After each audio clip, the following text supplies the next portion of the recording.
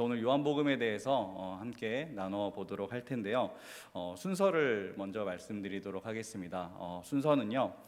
먼저 챕터 1으로 개관, 요한복음의 개관에 대해서 우리가 한번 나눠 보도록 할 거고, 그다음에 이제 요한복음의 전체 내용에 대해서 한번 살펴보는 시간 갖도록 하겠습니다. 그리고 마무리로 우리가 오늘을 사는 우리에게 주시는 요한복음의 말씀이 무엇인지 나누면서 정리하는 시간 갖도록 하겠습니다.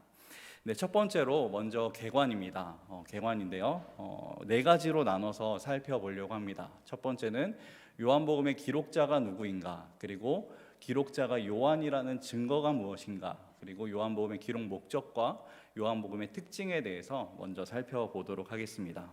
자, 요한복음의 기록자 누구일까요? 당연히 요한이겠죠. 당연히 요한인데 성경에 요한이 기록했다라는 말이 나올까요? 성경을 찾아보면요, 요한이 기록했다는 말이 나오지 않습니다. 그런데 우리는 요한복음의 저자를 요한이라고 부르고 있습니다. 그렇다면 이 요한이 어떤 인물인가를 우리가 먼저 살펴보고 왜 기록자를 요한이라고 하는지 나눠보도록 할 텐데요. 요한의 이름의 뜻은 자비로우시다, 여호와는 자비로우시다 라는 뜻을 가지고 있고요, 또 여호와의 사랑받는 자다라고 하는 뜻을 가지고 있습니다. 요한의 이름은요, 의미가 굉장히 좋습니다. 그래서 세계 곳곳에서도 요한이라고 하는 이름이 굉장히 많이 쓰이고 있습니다. 자, 그렇다면은 이 요한이라고 이름을 했는데, 요한에도 성경에도 수많은 요한들이 등장을 하죠. 세례 요한도 등장을 하고, 사도 요한도 등장을 하고, 장로 요한도 등장을 합니다. 그렇다면은 오늘 우리가 기록자가 요한이라고 했는데 어떤 요한인가를 우리가 같이 한번 살펴보도록 하겠습니다. 이 요한복음은요, 목격자의 증언으로 이루어진 책이라고 합니다. 목격자의 증언이라면 수많은 사람들이 바라보고 그것을 본 것을 토대로 기록이 됐다라는 거예요. 그렇다면은 누가 봤는지 너무나 중요하겠죠. 요한복음 19장 35절에서는 이렇게 이야기를 하고 있습니다. 이를 본 자가 증언하였으니, 이를 봤다는 것은 예수님을 봤다는 거겠죠. 예수님을 본 자가 증언하였으니 그 증언은 참이다, 진짜다라고 이야기를 하고 있는 거예요. 그가 자기의 말하는 것이 참인 줄 알고 너희로 믿게 하려고 한다. 그래서 이를 본 자가 지금 증언하고 있는 거다라고 이야기를 하고 있습니다. 이렇게 목격자의 증언으로 이루어진 책인데요. 그렇다면은 이를 본 자가 누군지 알아야겠죠. 누가 증언하였는가? 말씀에서는 이렇게 이야기를 하고 있습니다. 요한복음 19장 26절인데요.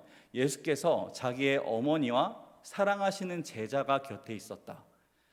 증인 중 한 사람이 사랑하는 제자라고 지목이 됐습니다. 성경에 보면요, 이 사랑하시는 제자, 예수께서 사랑하시는 제자가 요한복음에 굉장히 자주 등장을 합니다. 예수께서 자기의 어머니와 사랑하시는 제자, 그리고 예수께서 사랑하시는 그 제자가, 베드로가 돌이켜 예수께서 사랑하시는 그 제자가 따르는 것을 보시니 라는 이 말씀들을 통해서 사랑하시는 제자가 굉장히 자주 등장한다는 것을 우리가 볼 수 있습니다. 그렇다면 이 사랑하시는 제자가 이 요한복음을 기록을 했다는 것인데, 그럼 이 사랑하는 제자가 누구냐라는 질문을 우리는 던져볼 필요가 있습니다. 예수님께서 특별히 아끼시던 3명의 제자가 있습니다. 누구일까요? 너무 훌륭하십니다. 네, 베드로, 야고보, 요한. 예수님께서 사랑하시는 제자가 이렇게 3명이 있었습니다. 그들만 사랑한 게 아니라 그들과 유독 가까이 있었습니다. 그런데 베드로와 야고보에 대해서는 예수님이 사랑하시는 이라는 표현을 잘 쓰시지 않았습니다. 그리고 우리가 오늘 요한의 이름에서 살펴봤듯이 요한의 이름의 뜻이 무엇이었죠? 여호와는 자비로우시다, 그리고 여호와의 사랑받는 자라는 뜻을 가지고 있습니다. 이런 것들을 토대로 봤을 때 이 일들을 증언하고 그리고 이 일들을 기록한 제자가 이 사람이다라고 이야기를 하고 있는데, 이 사람이 바로 예수께서 사랑하시는 제자다라는 거예요. 그렇다면 이 예수께서 사랑하시는 제자, 우리가 누구로 볼 수 있을까요? 바로 요한이라는 거예요.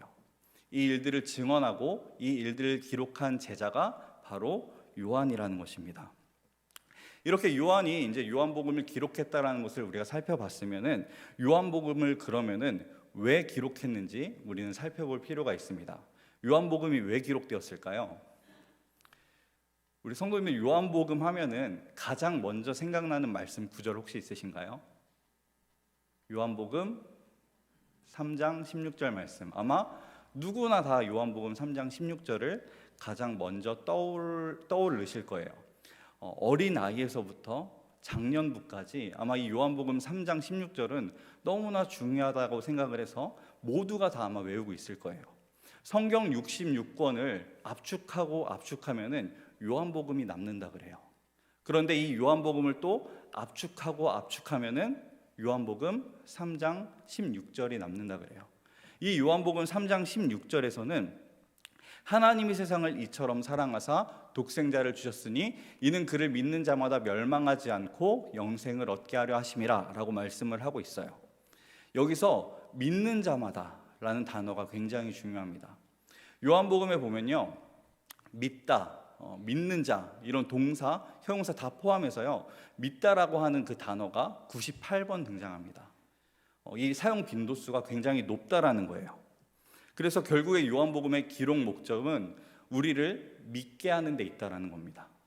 우리를 믿게 하는 데 있는 건데, 이거에 대해서 분명하게 요한복음 한 번 더 이야기를 합니다. 요한복음 20장 31절 말씀인데요, 우리 함께 읽어보도록 하겠습니다. 시작.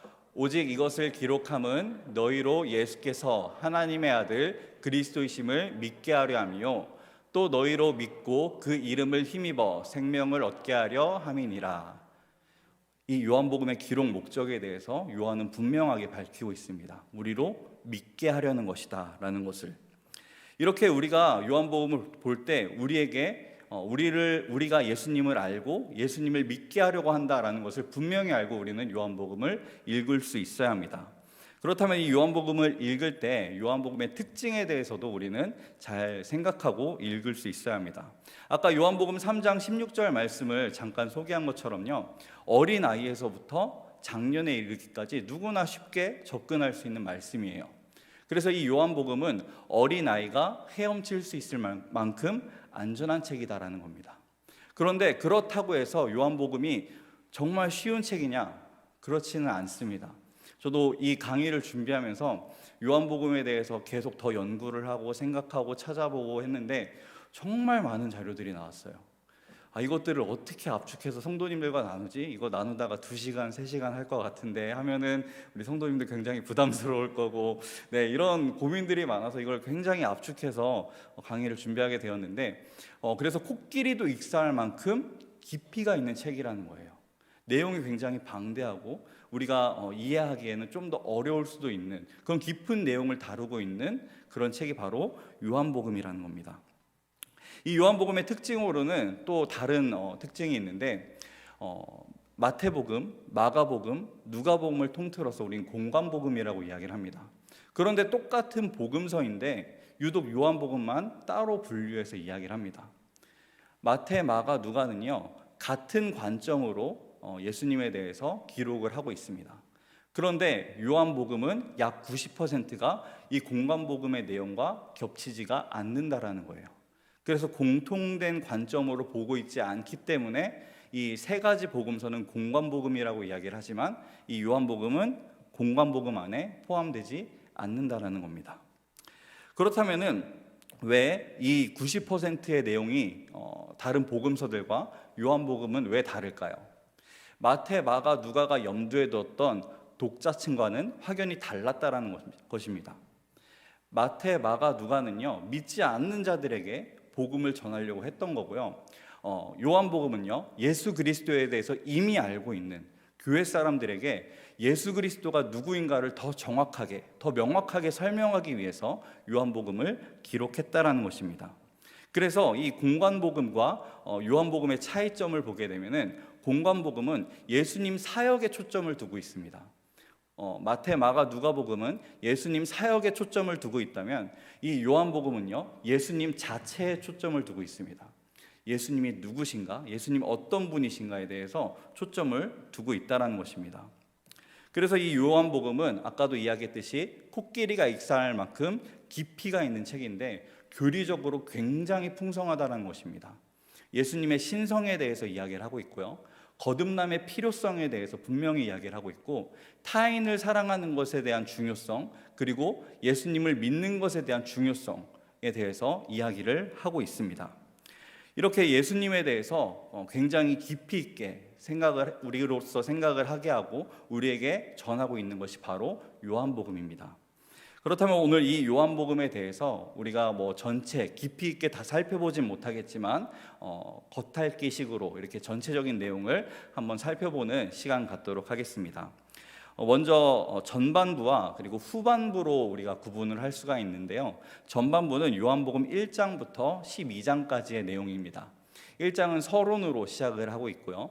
표적과 기사, 논란에 관한 내용이 2장부터 10장까지 기록이 되어 있습니다. 그리고 나사로의 부활, 다른 표적들은 저 위에 다 포함이 되어 있는데 유독 나사로만 떨어져 있습니다. 그만큼 이 나사로의 죽음과 부활이 굉장히 중요하다는 이야기겠죠. 그리고 후반부로 가서는 이제 예수님의 마지막 말씀이 13장부터 17장까지, 그리고 예수님의 죽음과 부활에 대한 내용이 18장부터 20장까지, 그리고 마지막 결론에 대한 부분이 21장에 등장을 하고 있습니다. 그래서 오늘 이 전체 내용을 한번 우리가 빠르게 한번 살펴보는 시간 갖도록 하겠습니다. 자, 요한복음 1장에서는요 이렇게 시작을 합니다. 태초에 말씀이 계시니라.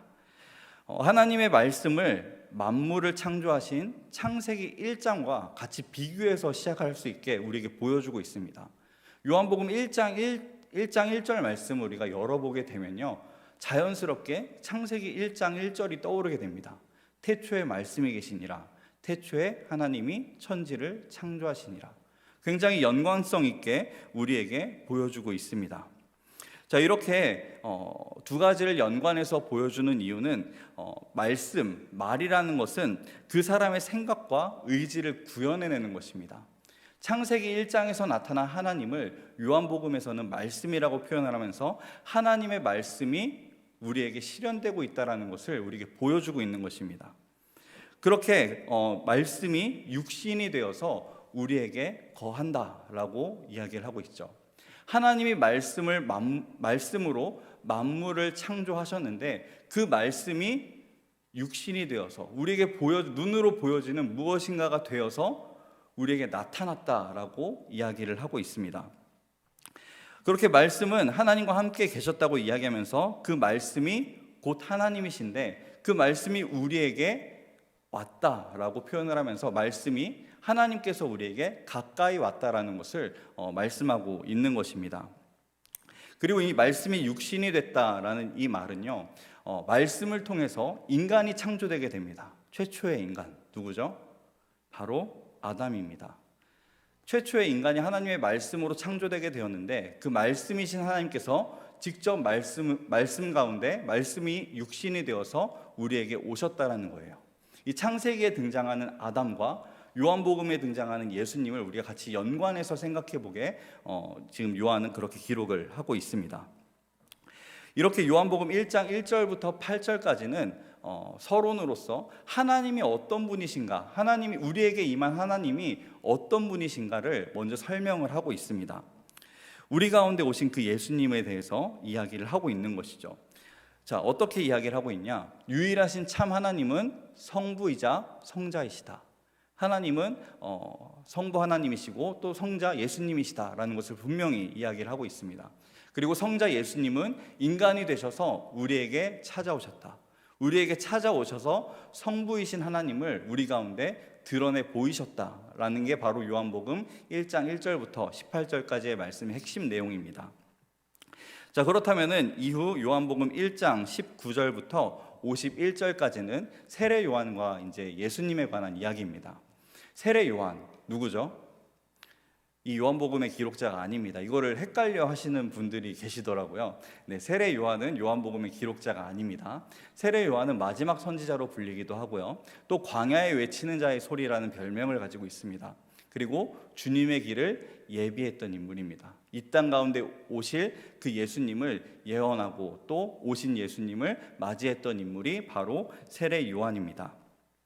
이 세례 요한은요, 만나는 사람들에게 예수님을 전하고 또 예수님이 누구신가를 가르쳤습니다.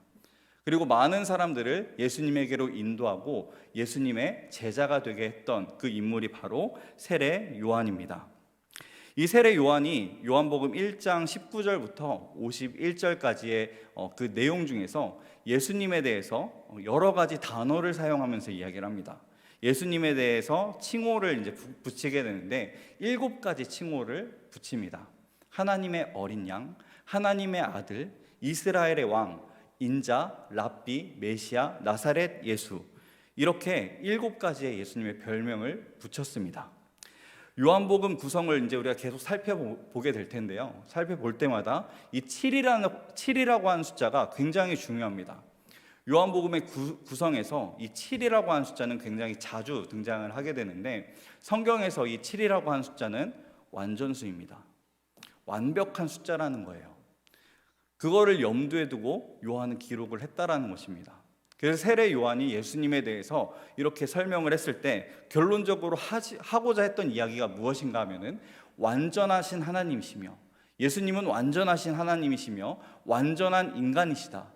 그 예수님은 메시아, 왕, 이스라엘의 선생이며 세상의 죄를 위해 죽으실 하나님의 아들이다라는 것을 이 1장을 통해서 우리에게 분명히 이야기하고 있는 것입니다.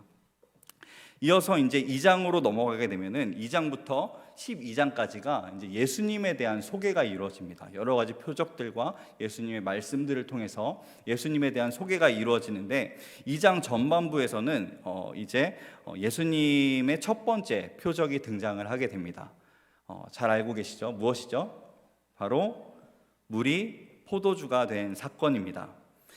예수님의 이 첫 번째 표적에서 이제 가나 혼인 잔치가 열리게 되는데 포도주가 다 떨어진 거예요.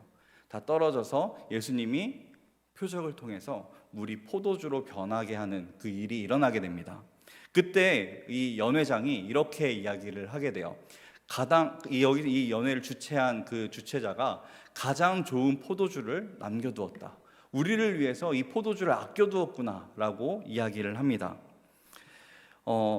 하나님의 나라는 좋은 포도주와 가득한 잔치와 같다라고 이사야서 25장 6절에서는 이야기를 하고 있습니다. 그래서 이 말씀을 통해서, 이 연회장의 말씀을 통해서 하나님의 나라가 어떤 곳인지를 우리에게 먼저 보여준 것입니다. 하나님 나라의 풍성함을 이 말씀을 통해서 드러내고 있다라는 것이죠. 그리고 2장 후반부로 넘어가게 되면은 이제 예루살렘 성전에 들어가시는 그 내용이 등장을 하게 됩니다. 이 성전이라 함은 하나님께서 하나님의 백성들을 만나주시는 장소가 바로 성전입니다. 그곳에서 예수님께서는 자신의 권위를 이제 드러내게 되시는데요. 장사하는 일을 그치게 하고 희생제사를 중단시킵니다. 성전 안에서 물건 파는 행위, 잘못된 제사를 드리는 행위, 그 모든 것들을 예수님께서 중단시킵니다. 예수님께서 이 일들을 중단시키자 성전 지도자들이 자신들의 벌이가 이제 없어지니까 예수님을 위협하기 시작합니다. 너 왜 우리한테 이러는 것이냐? 네가 뭔데 우리한테 이러는 거야? 무슨 표적을 더 우리한테 보여줄래? 이렇게 이야기를 합니다. 그때 예수님 뭐라고 말씀하시죠? 너희들이 성전을 허물어라. 내가 사흘 동안에 이 성전을 일으키겠다라고 예수님께서 말씀을 하십니다. 예수님 자신이 죽으실 것과 그리고 부활하실 것을 가리키는 것이었고, 또 예수님 자신이 성전의 실체라는 것을 드러내는 말씀이었습니다. 이어서 3장으로 넘어가게 되면은 랍비 니고데모와 예수님께서 대화하시는 그 내용이 등장을 합니다. 니고데모는요, 예수님을 랍비이자 하나님으로부터 오신 선생님으로 여기고 있었습니다. 예수님의 그 말씀들을 막 들을 때마다 니고데모의 마음에 찔림이 생기고, 니고데모가 볼 때 저분은 정말 진리이신 분이다, 저분의 말씀은 다 맞다, 이렇게 생각을 했던 거예요. 그래서 니고데모는 예수님을 하나님으로부터 오신 선생님으로 여기고 있었습니다. 그래서 이제 니고데모는 예수님을 찾아가서 예수님의 가르침을 받길 원했어요. 예수님을 통해서 새로운 가르침들을 받을 수 있을 것이라 생각을 했습니다. 그 예수님을 찾아간 니고데모에게 예수님께서는 이렇게 말씀을 하셨죠. 이스라엘에게 지금 필요한 것은 새로운 지식을 가진 또 다른 선생이 아니다. 이스라엘에게 지금 필요한 것은 새로운 마음과 새로운 생명이다 라고 예수님께서 말씀하셨습니다. 그리고 누구든지 다시 태어나지 않으면 하나님의 나라를 볼 수가 없다라고 이야기를 하시면서 거듭남에 대해서 이야기를 하셨습니다. 하나님께서 새 생명의 기회를 주시기 위해서 우리에게 찾아오셨다라는 것을 말씀을 하시는 것이죠. 예수님은 인간이 죽음에 이르는 이기심과 죄로 사로잡혀 있지만 하나님께서 세상을 사랑해 주셔가지고 그들에게 거듭나는 새 생명의 기회를 주시려고 나를 보내셨다라는 것을 말씀하고 있는 것입니다. 이게 바로 우리가 잘 알고 있는 요한복음 3장 16절의 말씀이 바로 여기서 나온 것입니다. 이후에 이제 4장으로 넘어가게 되면은 예수님께서 북쪽을 향하시던 중에 한 우물에서 사마리아 여인을 마주치게 되는 그 사건이 나타나게 됩니다. 이제 예수님께서 물을 달라고 이야기를 하면서 이 물로 시작한 대화를 자신에 대한 의미로 바꿔서 이제 이야기를 하기 시작하십니다. 나는 생수를 주기 위해 왔다.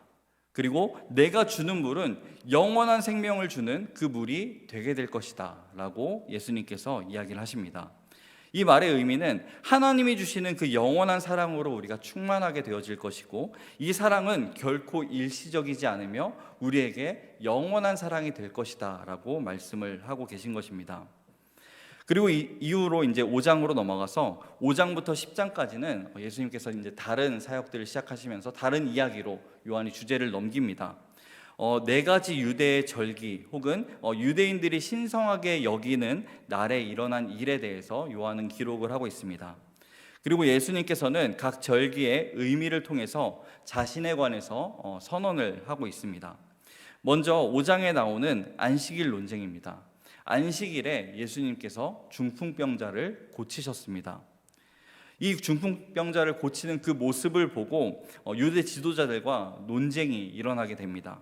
안식일에 일하는 것이 옳으냐라는 것입니다.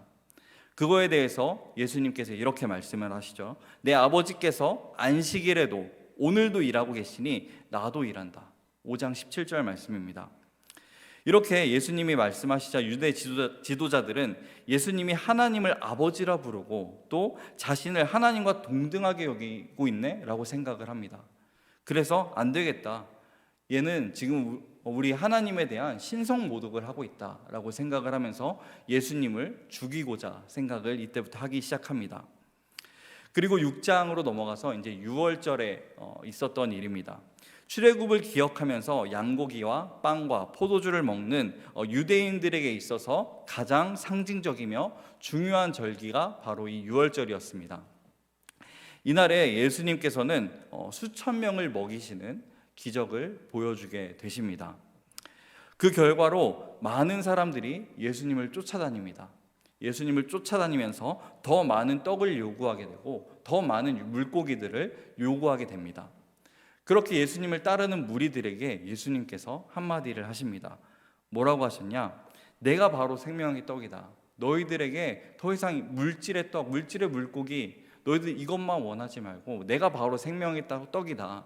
나를 먹는 자는 영원히 살 것이다 라고 예수님께서 말씀을 하셨습니다. 그런데 이 말씀이 많은 사람들한테 걸림이 됐습니다. 왜냐? 메뉴판에서 자신들이 먹던 물고기와 떡이 사라지게 된 거예요. 그 메뉴판에 오직 예수님만 남게 된 겁니다.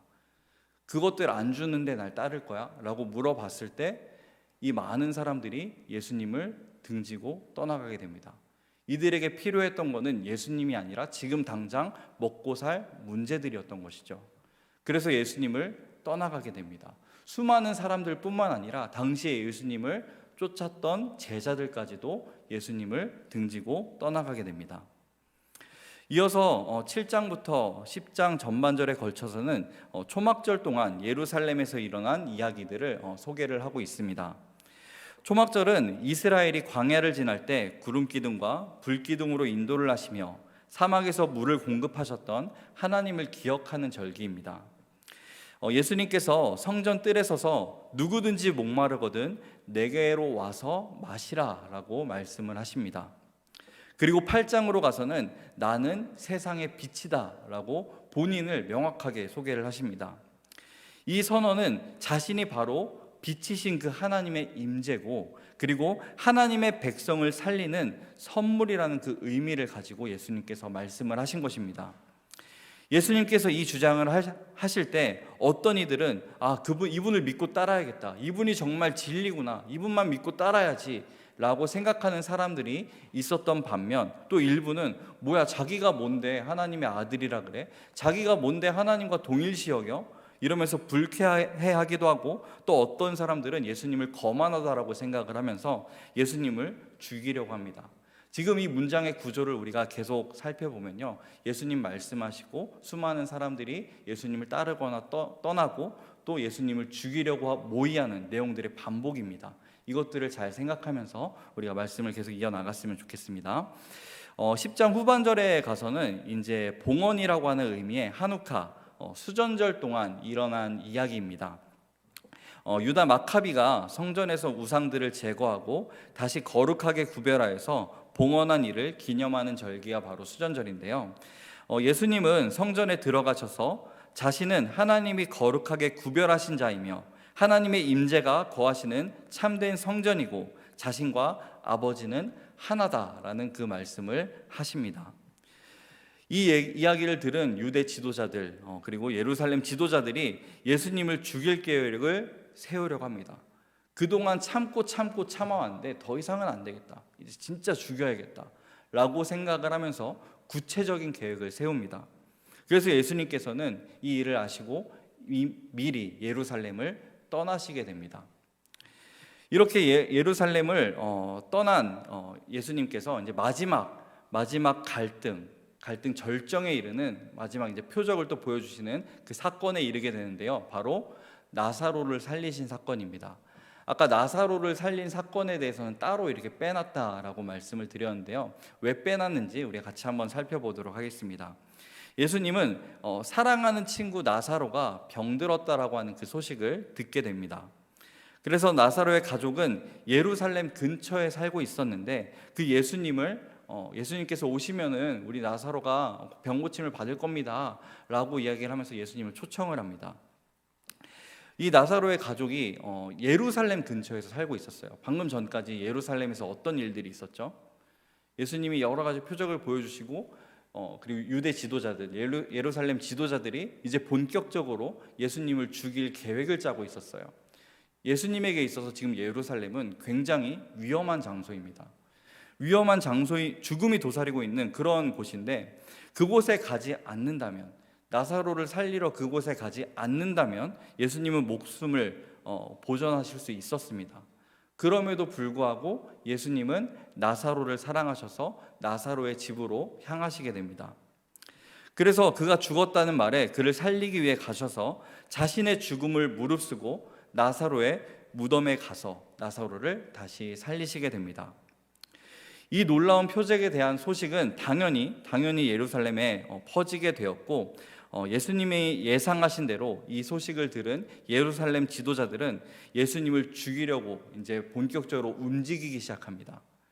안 되겠다, 얘는 더 이상 남겨둘 수가 없다, 더 이상 백성들을 선동하고 백성들을 혼란하게 하는 이 예수라는 자를 남겨둘 수가 없다라고 해서 이제 본격적으로 죽이기 위해서 움직이기 시작합니다.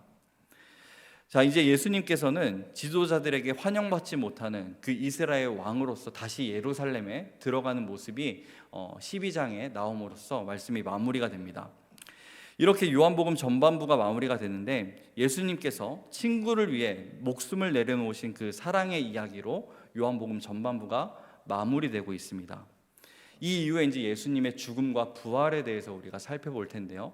친구를 위해서, 자기가 사랑하는 자를 위해서 목숨 걸고 가셨던 그 예수님, 나사로를 살리기 위해서 목숨 걸고 가셨던 그 예수님의 표적이 이제 후반부에서는 자신에게 이제 나타나게 됩니다. 자신이 직접 죽음을 무릅쓰고 정말 목숨을 걸고 죽음의 길로 가는 그 예수님, 십자가를 향한 또 다른 그 모습을 예수님께서 이제 후반부에서 우리에게 보여주고 계십니다.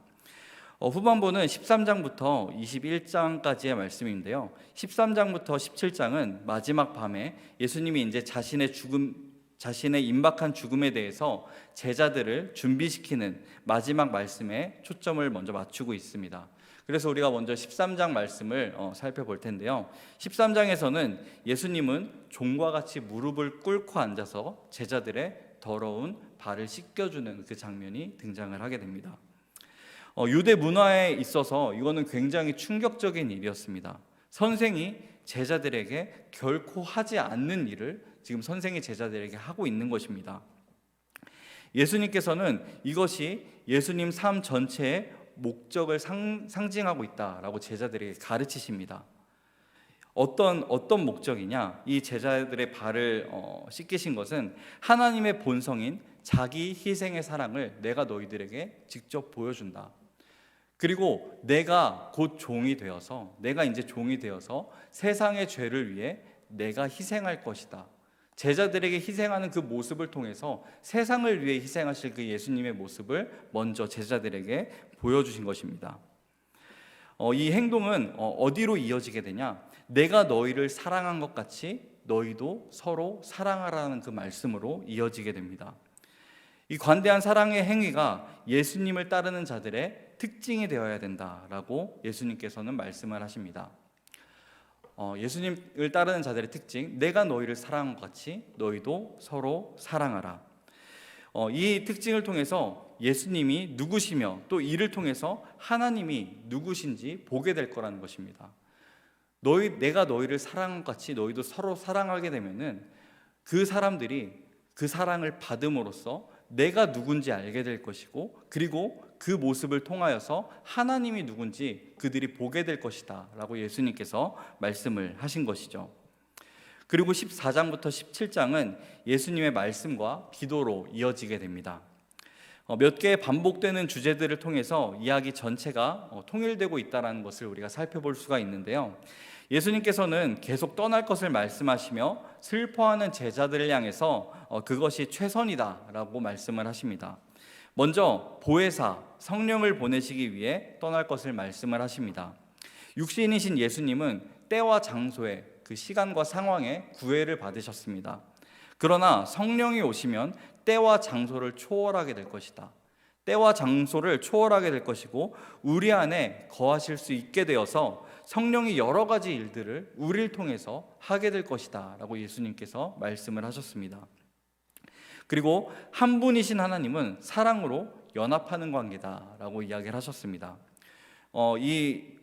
요한복음을 기록한 요한은 한 분이신 그 하나님의 독특한 그 신성에 대해서 성부와 성자가 사랑으로 연합하는 관계라는 것을 계속 설명을 하고 있습니다.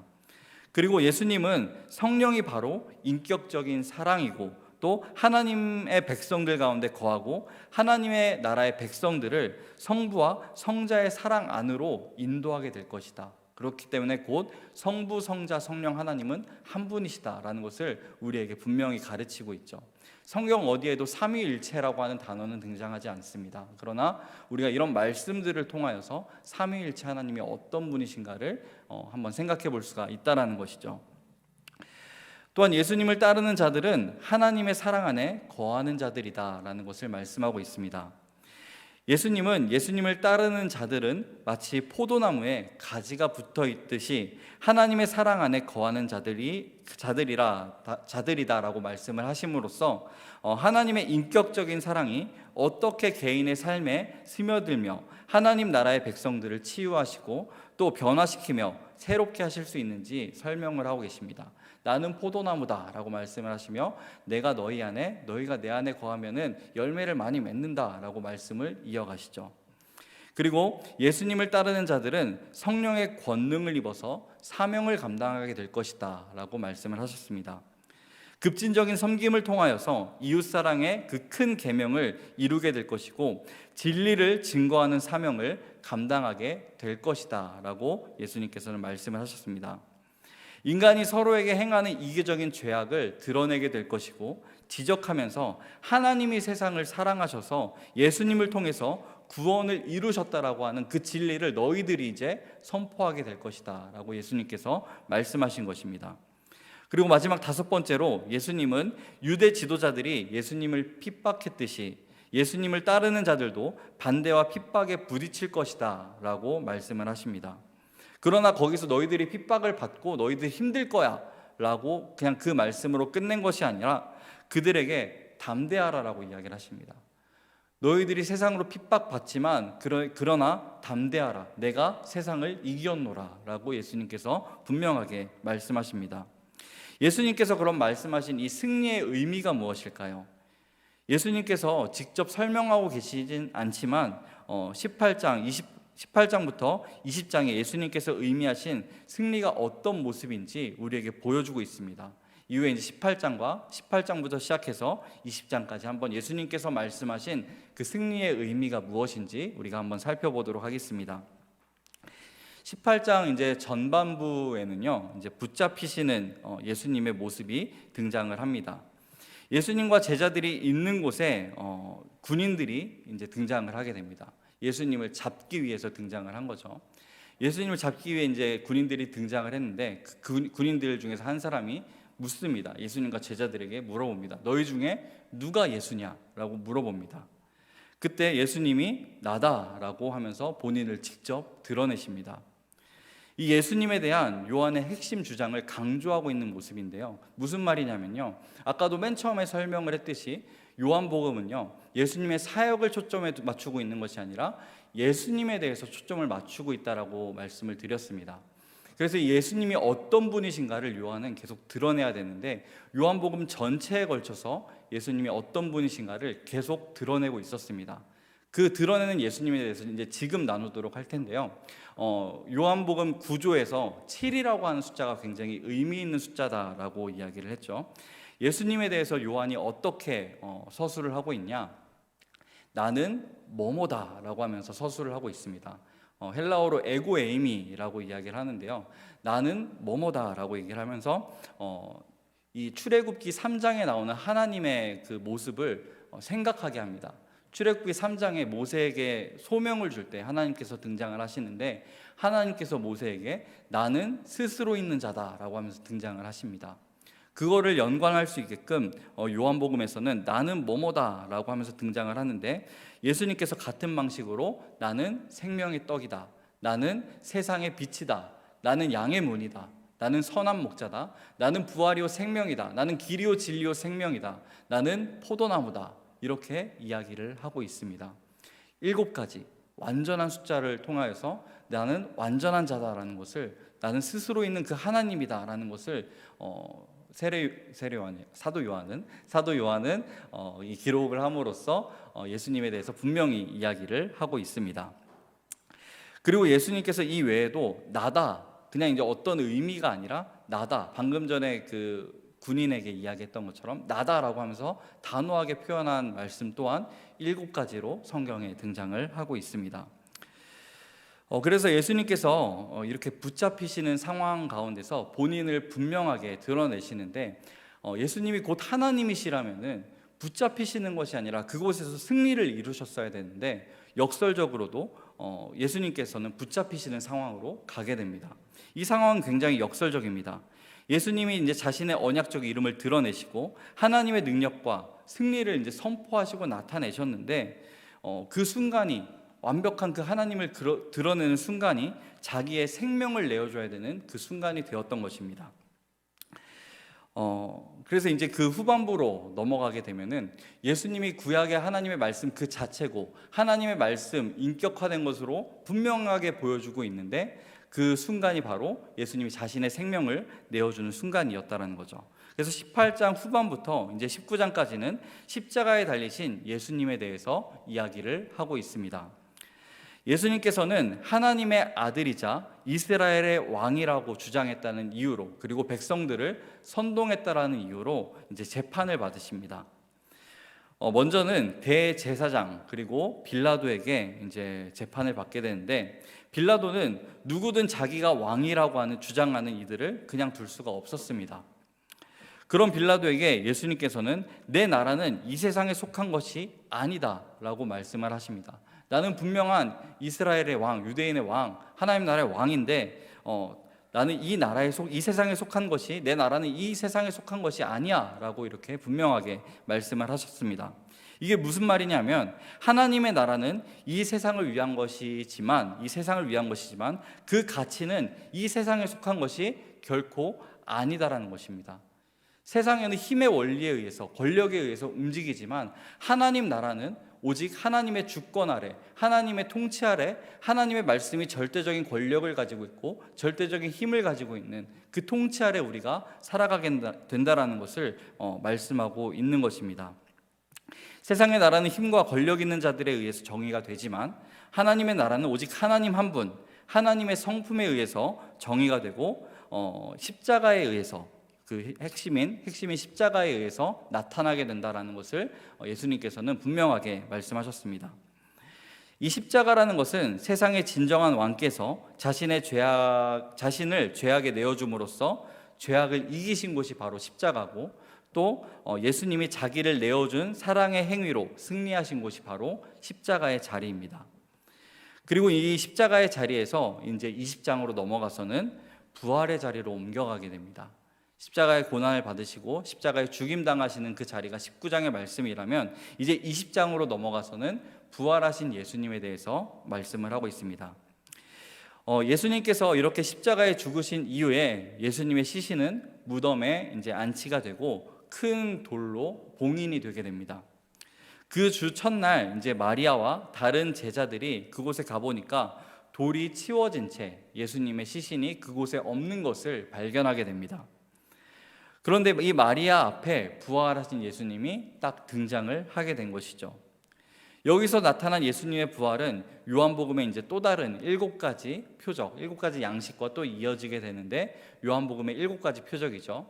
물을 포도주로 바꾸신 사건, 그리고 병든 소년을 고치신 사건, 38년 된 병자를 고치신 사건, 5,000명을 먹이신 사건, 눈먼 자를 고치신 사건, 또 나사로를 살리신 사건, 그리고 마지막 이 모든 표적의 절정이자 이야기의 마지막 부분인 가장 위대한 표적, 바로 예수님이 직접 본인이 부활하신 그 사건으로 이어지고 있습니다.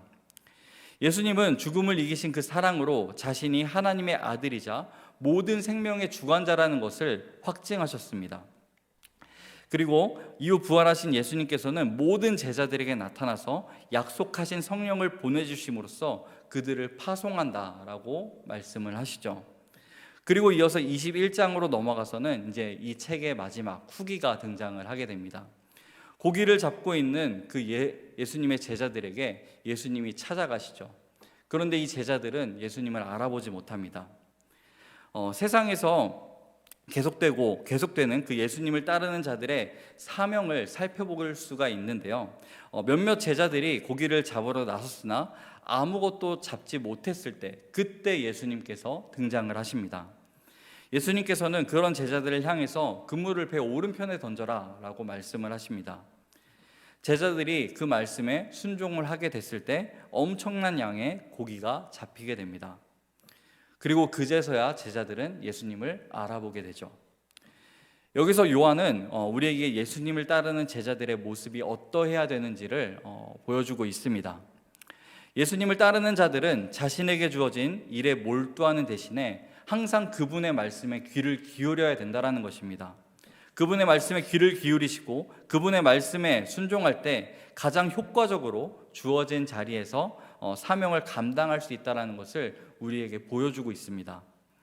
그럴 때 비로소 자신들의 삶 속에서 일하시는 하나님을 진정으로 만날 수 있고 하나님의 능력을, 하나님의 은혜를 경험할 수 있음을 요한은 보여주고 있습니다. 이후에 예수님께서는 베드로와 말씀을 나누는 장면으로 이어지게 됩니다. 베드로와 말씀을 나누시게 되는데 베드로를 예수님을 따르는 자들의 특별한 지도자로 세우십니다. 예수님을 따르는 그 특별한 지도자로 세우게 되시는데 그 지도자로서 완벽하게 삶을 살아내고 평생 행복하게 살았다라는 그런 해피엔딩이 아니라 어떤 엔딩을 예고하시냐면 언젠가는 자신의 생명을 내려놓게 될 것이다.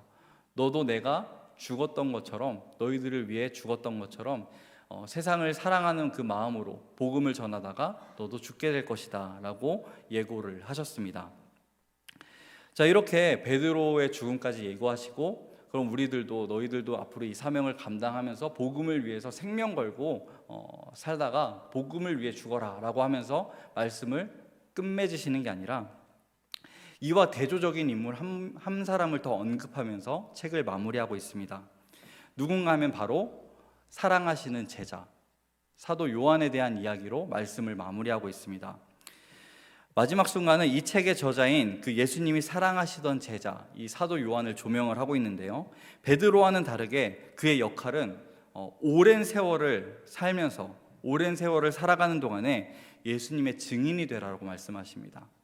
오랜 세월을 살아가면서 증인이 되어서 다른 이들이 그분을 예수님을 믿게 하라고, 하나님 나라를 보게 하라고 그 일을 예수님께서 이 사도 요한에게 맡기십니다. 실제로 이 사도 요한은 이제 마지막에 그는 메시아시며 하나님의 아들이신 예수님의 이야기를 기록함으로써 그 역할을 잘 감당했던 것을 우리는 알 수가 있습니다. 이렇게가 바로 요한복음이 전하는 내용입니다. 요한복음 1장부터 시작해서 21장까지의 내용을 우리가 같이 살펴보았는데요, 요한복음의 내용을 우리가 이렇게 잠시 생각을 해봤을 때 제가 이 내용을 어떻게 결론 지을까 고민을 좀 해보게 됐습니다.